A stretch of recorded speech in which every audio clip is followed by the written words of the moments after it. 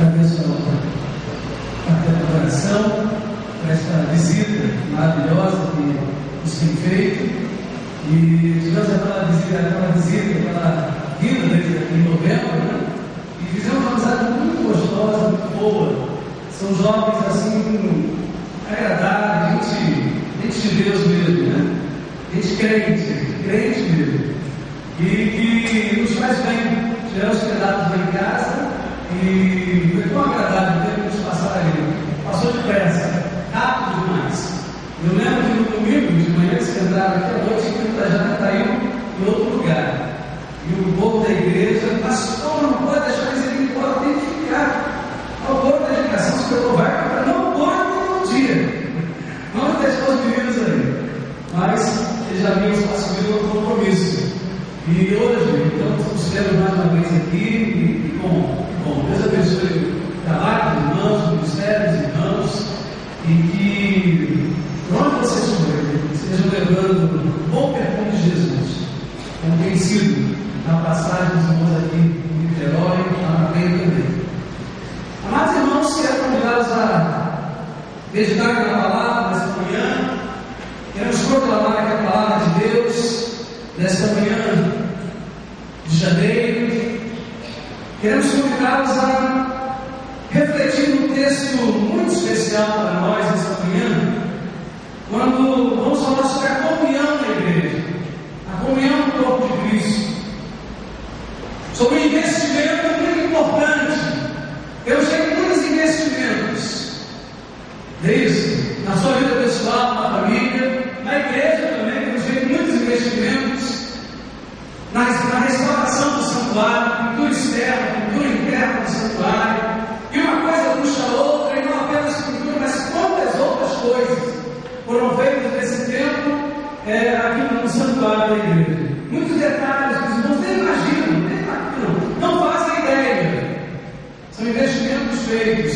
No último mês de dezembro, nós tivemos 2 casamentos. Cada um dos casamentos nós perdemos toda a água que tinha na igreja. Alguém foi lá e pegou o controle do militar, a água foi toda embora, uma noite. No sábado seguinte, outro casamento, alguém deixou as torneiras ligadas, toda a água foi embora de novo. Agora colocamos torneiras aqui, os cafés, e é só aquele tempo de lavar a mão e acabou, né? Agora eu fui informado que o Breno vai dar suporte à secretaria a algum problema novo lá na descarga, naquela mentira que se puxa a cordinha, a água foi toda embora, nós estamos chamando agora o carro-pipa. Eu só percebi quanta coisa acontece que a gente se dá conta, né?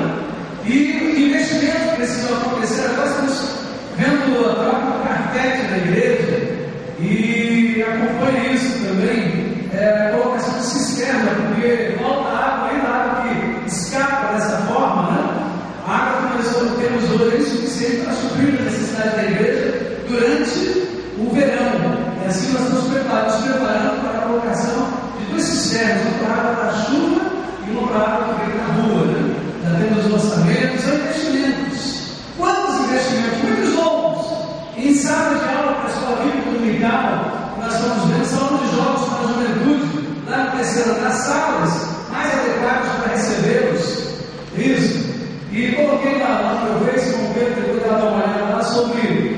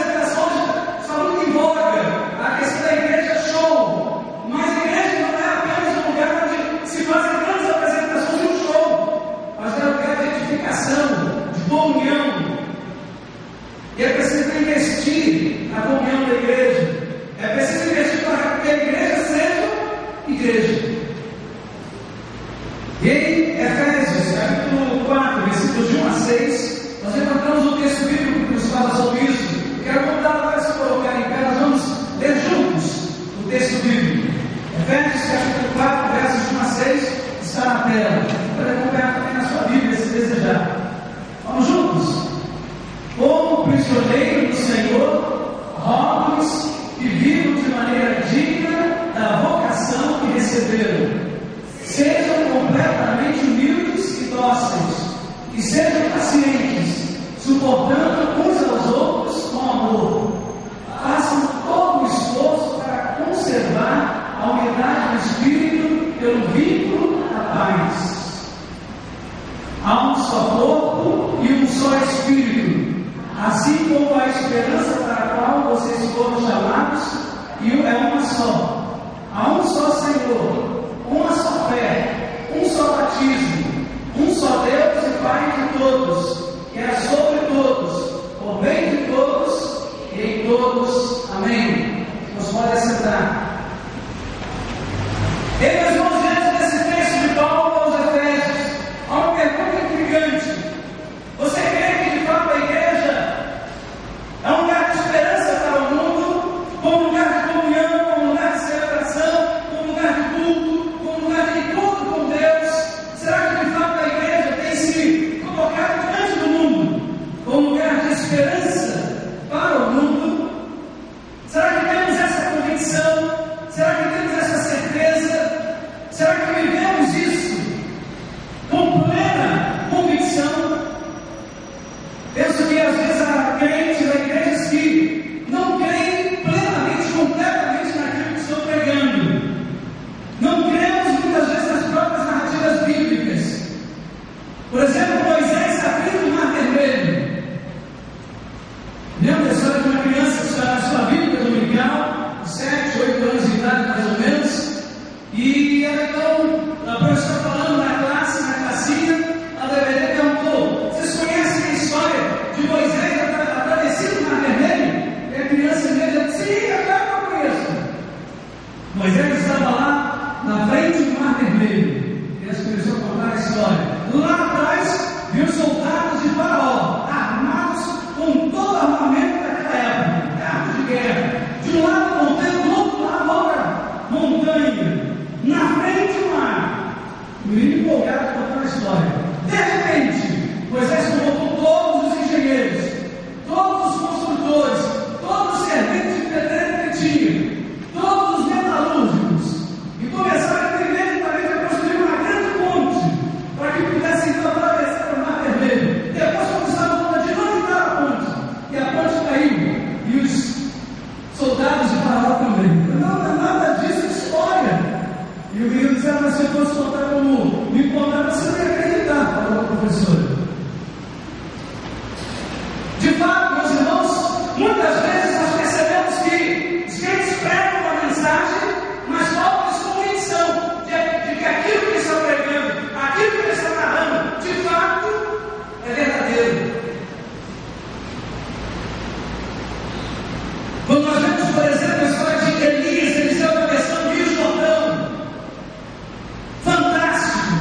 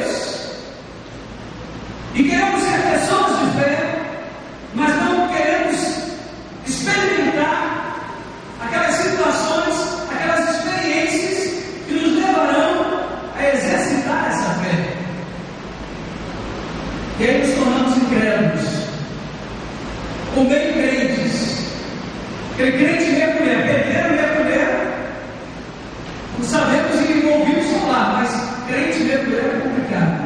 Nem crente. Assim também acontece com os irmãos em relação à comunhão na igreja. Sabemos que a comunhão é o bem maior da igreja, é o maior patrimônio que uma igreja tem. E sem a comunhão, a igreja se descaracteriza como igreja. Mas se a comunhão, por um lado, é o seu bem maior, é o patrimônio maior, por outro lado, é também o maior desafio da igreja. É a maior luta da igreja, manter a comunhão, o vínculo da comunhão. E nessa manhã, então, eu gostaria de compartilhar com vocês, rapidamente, espero ser objetivo sobre isso, mas gostaria de falar sobre esse investimento que a igreja precisa fazer. Continue investindo, continue aplicando investimento no tempo, mas invista muito mais na igreja de Jesus, que não é o templo, que não é o prédio, que não são as paredes. Invista na comunhão da igreja. E para investir na igreja e colher os frutos da comunhão, a primeira coisa importante é substituir a conveniência pela coerência cristã. Essa é a primeira coisa importante que eu gostaria de destacar para você nesta manhã. Substitua conivência por coerência. Paulo apóstolo fala no verso 1, no texto que nós lemos: como prisioneiro do Senhor, rogo-lhes que vivam de maneira digna da vocação que receberam. Paulo roga, ele instrui a vivermos de maneira coerente com a vocação que recebemos de Deus. E nesse contexto, meus irmãos, vocação é. Paulo está lembrando aí do fato de que nós somos chamados, a nossa vocação é essa: nós fomos chamados para despir-nos do velho homem e para vestir-nos do novo homem, regenerado em Cristo Jesus. Ou seja, livrar-se da natureza velha e vestir-se de uma nova natureza do novo homem em Cristo Jesus, a nova criatura. Em Efésios capítulo 4, versículos 21 a 24, outro texto, não pode passar. Esse é o primeiro versículo. Agora Efésios 4, 21 a 24. De fato, vocês ouviram falar dele, e nele foram ensinados, de acordo com a verdade que está em Jesus. Quanto à antiga maneira de viver, vocês foram ensinados a despir-se do velho homem, se corrompem por desejos enganosos, a serem renovados no modo de pensar e a revestir-se do novo homem, criado para ser semelhante a Deus em justiça e em santidade provenientes da verdade. Essa é a palavra de Paulo apóstolo. Esse é o nosso desafio. Essa é a chamada de Paulo à coerência. O eu, meus irmãos, nosso ego chama para a conveniência. Nosso eu chama para a conveniência. O que convém, aquilo que é adequado, aquilo que é vantajoso, aquilo que vai nos trazer lucro. A conveniência fala de conformidade, de tomar a forma. E assim muitas vezes nós nos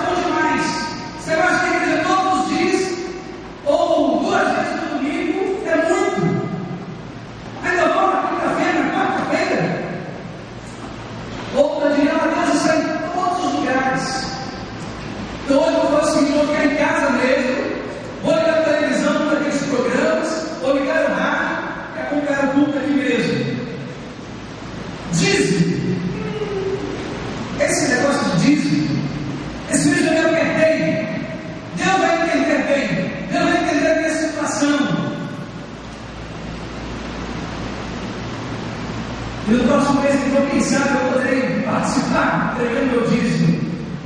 Outros talvez digam, a oferta. Quando eu sentir alegria, darei a oferta. Eu discordo como é que ele está administrando os meus dízimos. Então, meu dízimo não darei, depositarei, guardarei. Dízimo é seu. Pertence ao Senhor. Essa é a entrega na casa do Senhor. Essa é a orientação bíblica. A oferta também, quando sentir alegria, é triste, mas é triste, mas entregue.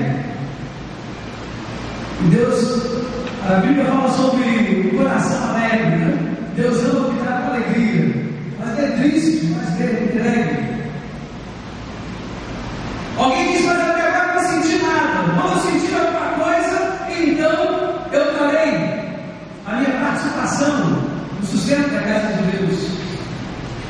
Compromisso com as parcelas do carneiro das obras da igreja. Outra coisa importante, né?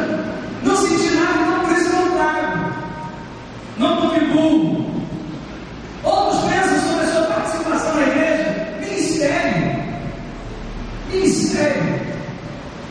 Eu tenho dúvidas sobre qual é o meu dom, qual o dom que Deus tem me dado. Mas são tantas pessoas servindo, são tantas pessoas trabalhando na igreja, que eu não faço falta. A igreja não precisa de mim, não precisa do meu trabalho. Lento engano. Não existe esse ou aquele que seja indispensável na igreja. Todos têm o seu lugar. Todos podem ter uma atuação importante, significativa e relevante dentro da igreja. Nenhum membro da igreja pode ser dispensado. A igreja é o único exército onde cada soldado é fundamental para que a obra possa avançar, para que o exército possa avançar. Todos são importantes, todos os ministérios, todos os trabalhos são úteis da igreja. Talvez você diga, mas eu já trabalhei muito.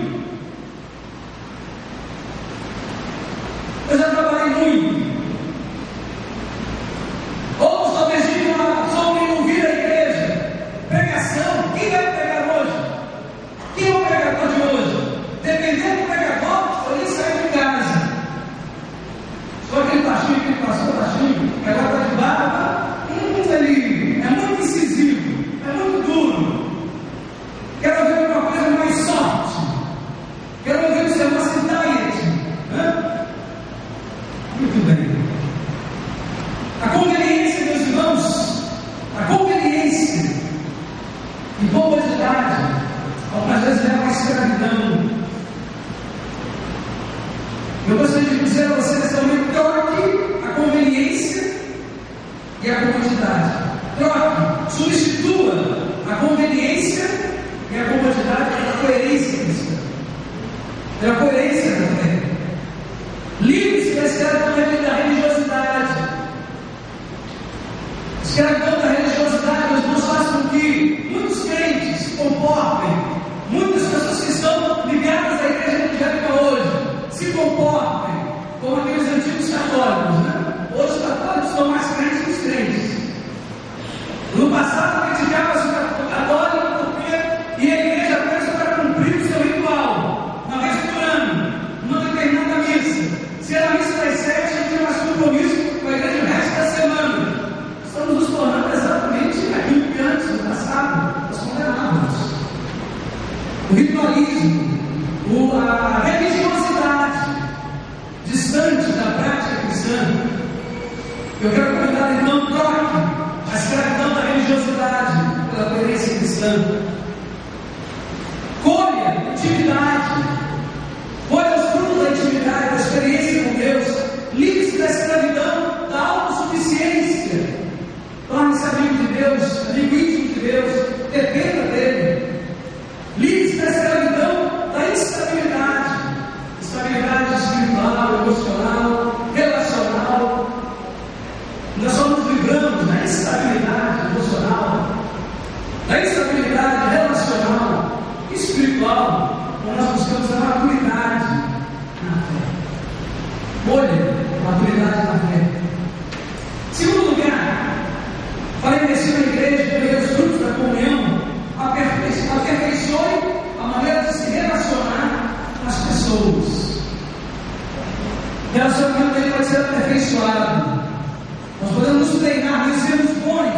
temos craques nessa coisa de desenvolver relacionamentos. Efésios capítulo 4, versículo 2 diz: sejam completamente o quê? Humildes e mais dóceis e pacientes. Vai ficando fraco. Eu falo a última parte, aí o pessoal desanima, né? Vai cansando. Como é que diz a última parte? Muito bem. A tradução da palavra grega, literalmente traduzida para o português, suportando-nos, esticando. A expressão dela foi aplicada para isso, para esticar o elástico. Esticar o elástico, né? Mas não é fácil viver isso, não. Sejam completamente humildes, dóceis, sejam pacientes, suportando-nos uns aos outros em amor. Só com muita religiosidade mesmo, né? Você vem à igreja no domingo de manhã, some, passa 2, 3 meses sem aparecer de novo, aí é fácil suportar. Mas a igreja de Jesus é marcada pela comunhão. Comunhão, meus irmãos, é aquela ideia de partir do pão, comer o pão juntos, andarem juntos. Todos estavam juntos, diz a Bíblia, em Atos, e que mais? Tinham tudo em comum. Caminhavam juntos, oravam juntos, comiam juntos, estavam ali reunidos. Isso é muito complexo, meus irmãos. Pessoas muito diferentes, iguais com o mesmo tempo, caminhando a mesma caminhada, e agora a Bíblia diz que precisamos ser humildes. Aí nessa caminhada você vai ter arrogância. Manter uma capa de humildade com o tempo, meus irmãos, é fácil. De generosidade, de bondade. Mas quando a caminhada vai se estendendo um pouco mais, vai se descobrindo, né? E você só descobre que existe dentro do saquê quando você coloca na água quente. Na verdade, você descobre o conteúdo. Que tipo de chá tem dentro daquele saquê? O sachê. E aí diz então que suportamos uns aos outros em amor. Estica o elástico. Aquela pessoa veio e te ofendeu, né? Disse uma palavra que você não gostaria de ouvir. Lá fora, no mundo, no ambiente de trabalho, você tolera. Lá fora, no trânsito, você também. Mas quando chega na igreja, a sensibilidade parece que está aflorada.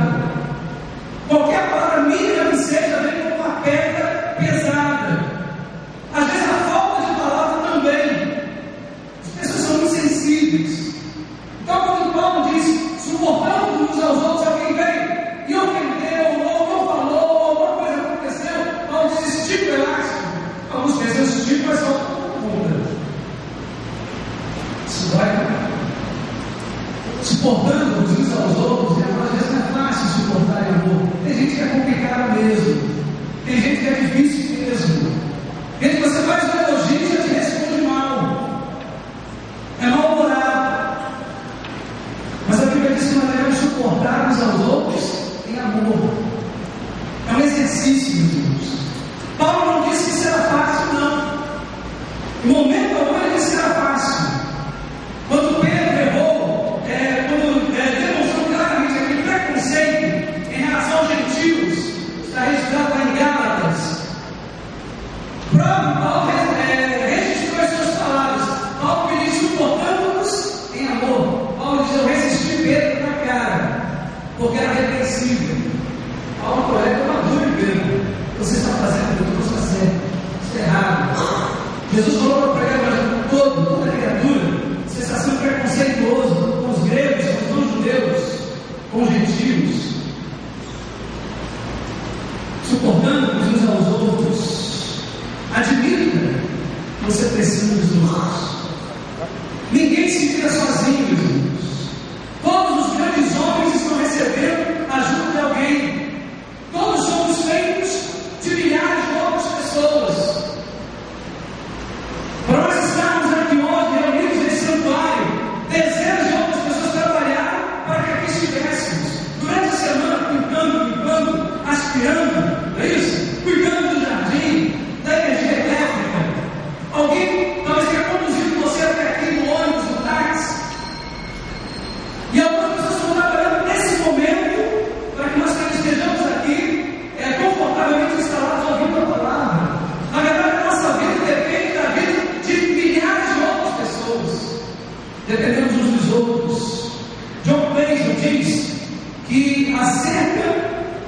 instrui os outros é a mesma que o faz prisioneiro. O homem que só trabalha sozinho para si mesmo provavelmente se corromperá pela companhia que tem. Ele mesmo se corromperá. Tome cuidado da sua corrupção. Quanto mais alto você estiver na vida, o fato é que mais dependente você se torna de outras pessoas. Quanto mais alto você chegou, mais dependente você se torna de pessoas ao seu redor. Mais necessidade de confiar em determinadas pessoas, em Deus ali muito próximo de você. O texto diz também que devemos ser completos. Ele começa a dizer: sejam completamente. Eles falam humildes, pacientes, etc. e tal. Paulo vai dizer também em Efésios: completo. Completo é aquele que não tem falta de nada, que tem todas as qualidades exigidas, aquele que é perfeito, que não admite mais alguma coisa, já está completo, está cheio, cabal, satisfeito, total, pleno, está e se acha completo. Aplicando, meus irmãos, isso à minha vida, à sua vida também, como devemos ser? Seja cuidadoso e não apenas sincero. Seja compreensível e não só exigente. Seja sábio e não só correto. Seja flexível e não só convicto. E outra coisa importante, invista nas pessoas. E esse investimento nas pessoas aplica-se muito bem a palavra de Paulo. Ela diz: invista nas pessoas, e para que isso aconteça, seja completamente humilde, completamente dócil, completamente paciente, completamente amável. Esse é o caminho que Paulo nos dá quando ele fala sobre investimento na comunhão. Aperfeiçoe a maneira de se relacionar com as pessoas. Seja completamente humilde, completamente dócil, paciente e amável. Em Romanos capítulo 10, 12, aliás, Romanos 12, versículos 10 a 11, veja o que diz o texto. Que a igreja lê o texto, por favor.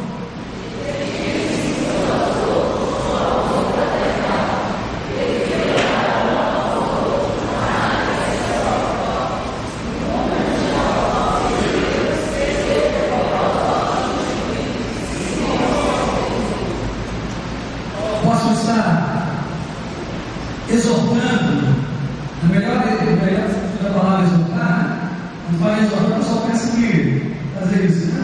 O povo da igreja.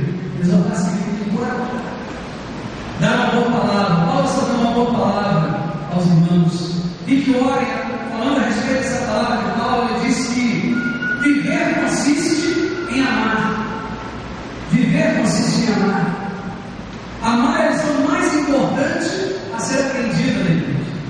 Amar é a lição mais importante a ser aprendida. Pode jogar o próximo slide? Próximo slide, por favor. Então existem, meus irmãos, 3 chaves para uma vida mais abundante. 3 chaves para uma vida mais abundante. Primeiro, cuidar dos outros. Segundo, ousar em favor dos outros. E terceiro, compartilhar com os outros. Jesus tinha essa visão, Jesus tinha esse cuidado. Jesus tinha essa disposição de caminhar com os outros. Ele procurou fazer isso na sua caminhada com os seus discípulos. Ele cuidou dos outros, ele ousou em favor dos outros, e ele compartilhou com os outros seus momentos, seus dias, seus poderes, seu alimento, seu tempo. Jesus compartilhou. Em terceiro lugar, para investir na igreja, pelos frutos da comunhão, dê o seu melhor pela unidade do Espírito Santo na igreja. Dê o seu melhor. O texto de Efésios, no versículo 3 diz: procurem sempre ser juntamente guiados pelo Espírito Santo, e assim vivam em paz uns com os outros. fato, meus irmãos, é que às vezes somos egoístas até na maneira como nos relacionamos com o Espírito Santo. Nós queremos, por exemplo, os dons, experiências, e focamos no eu, no nós. Focamos no eu, melhor dizendo, primeiramente, e às vezes esquecemos do nós. Pedimos tudo aquilo que vai transformar a nossa vida em particular. Devemos zelar por aquilo que o Espírito Santo está conduzindo à igreja. Devemos valorizar a obra que o Espírito Santo de Deus está fazendo na vida da igreja. Devemos perceber aquilo que o Espírito Santo de Deus está dando como direção para a igreja nesse tempo. E trabalharmos junto, e orar a respeito, e valorizarmos isso. O fato, meus irmãos, é que precisamos perceber a visão macro da igreja. Aquilo que está acontecendo na igreja como um todo. O que Deus está comunicando aos líderes da igreja, a visão que Deus está dando à igreja. E quando nós fazemos isso, meus irmãos, isso gera paz, isso gera unidade na igreja. Porque os membros da igreja estão trabalhando com uma só visão, estão trabalhando e fortalecendo a visão que o Espírito Santo de Deus está dando à liderança da igreja. E caminhamos juntos, não dividimos. Não fracionamos a igreja de Jesus. Crente não trabalha para a divisão, crente trabalha para a multiplicação da igreja. Qual é a nossa visão como igreja aqui? Alcançar todas as pessoas para Jesus, cumprir a grande comissão, o ID, evangelizar, alcançar as comunidades, condomínios ao redor da igreja. Como nós desenvolvemos o pastoreio aqui na Bíblia do Ingá? Entenda, meus irmãos, que Deus age em todos e por meio de todos. Deus age por todos, através de cada membro da igreja. Quando Deus perguntou a Caim: onde está teu irmão? Lembra? Qual foi a resposta de Caim? Sou eu o guardador do teu irmão? Isso? A resposta a pergunta foi uma pergunta naquele momento, quem sabe, retórica, mas a resposta claramente seria sim. Você é guardador do seu irmão? Sim. Nós somos guardadores dos nossos irmãos? Sim. Somos responsáveis dos meus outros? Também. O pastoreio é apenas do pastor? Não. O pastoreio acaba sendo também compartilhado, porque cada um de nós pode pastorear um ao outro. Você é um pastor dentro da sua casa. Você como pai de família, você como mãe de família, você é um pastor dentro da sua casa. Cuida, apacenta o rebanho que Deus colocou sob a sua administração dentro da sua casa. Veja o que diz o verso 6. Verso 6 que está na sequência. Aí, em Efésios, texto diz que é sobre todos, por meio de todos e em todos. Efésios 6. Então não olhe só para o seu umbigo, não olhe só para o seu ministério, não olhe só para as suas coisas, não olhe só para o seu jeito. Você está perdendo o bonde da história. Deus está fazendo uma obra, as coisas estão acontecendo, você não parar lá atrás, porque você está olhando para o seu umbigo. Você não está vendo que as coisas estão acontecendo, você não está vendo o que Deus está fazendo, você ficou parado lá atrás. Não olhe só para o seu umbigo, para o seu ministério, não olhe só para as suas coisas, ou não olhe só do seu jeito. Outras maneiras, às vezes, se enxergar também. Levante a cabeça e veja o todo. Trabalhe para a comunhão de todos, para que o corpo de Cristo permaneça unido. Olhe para a necessidade de todos, não só a sua, não só para aquilo que é seu. Construa pontes ao invés de muros. Esse é um grande problema quando pensamos em comunhão. Nós precisamos aprender a construir pontes e não muros. Para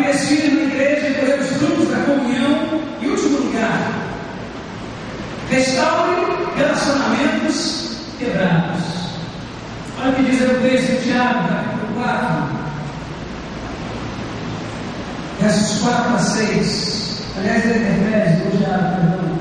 Podemos irmãos que leiam o texto.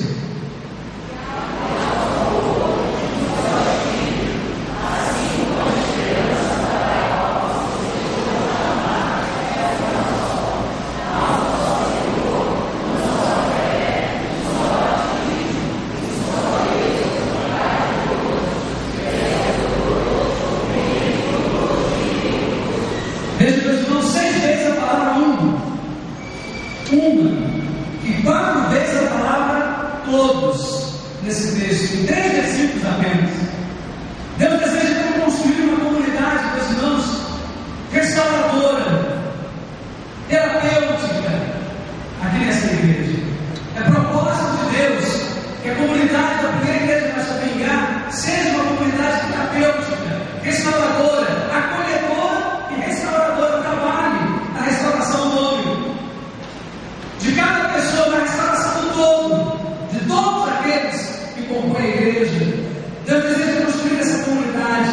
A igreja, meus irmãos, é a solução para o mundo, e devemos ver assim. Devemos ver a igreja como lugar de esperança, lugar de vida, e talvez para algumas pessoas a única esperança nesse momento. Eu quero dizer a você que você é agente de restauração.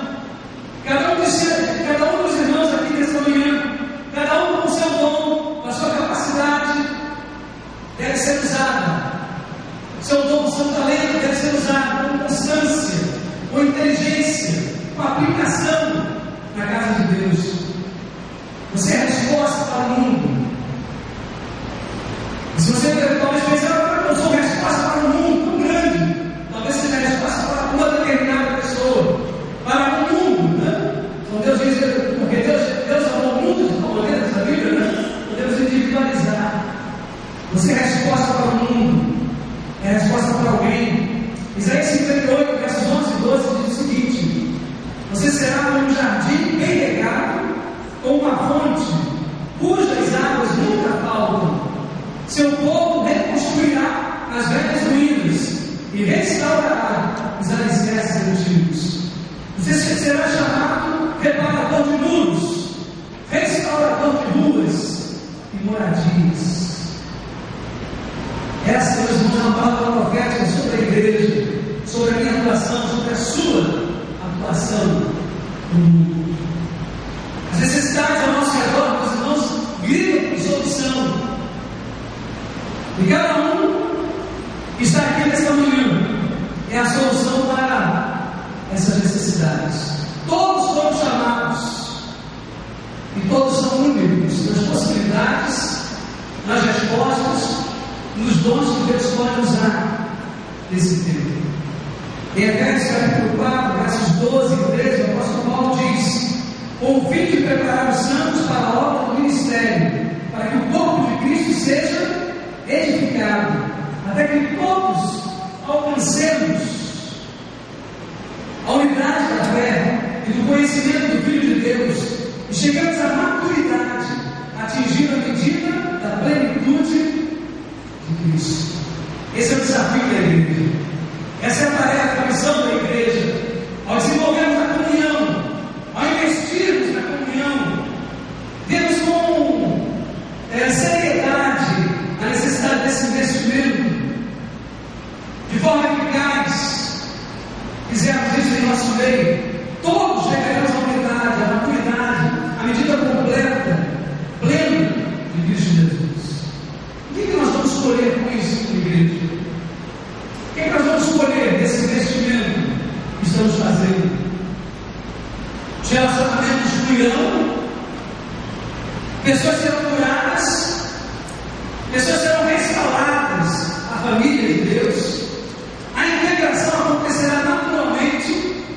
Aqueles que se achegam à igreja facilmente se verão integrados à igreja, porque encontrarão na igreja a ambiência perfeita de comunhão.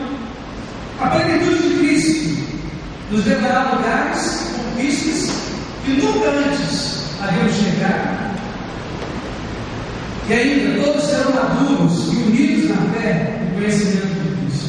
Não mais imaduros, não mais meninos inconstantes, levados à roda por outro vento de doutrina, mas a maturidade será a marca da igreja. Amém? Vamos investir na comunhão, irmãos. Vale a pena esse investimento. Vale a pena esse investimento. Eu quero convidá-los a, nesse momento final do culto desta manhã, a cantarmos a afirmação da nossa fé, a cantarmos a inspiração da nossa fé em Jesus. Eu quero convidá-lo então a se colocar em pé, a gente cantar primeira e última estrofe desse filme. Ou melhor, primeira e segunda, primeira e segunda. Primeira e segunda estrofe de 1499, parece assim.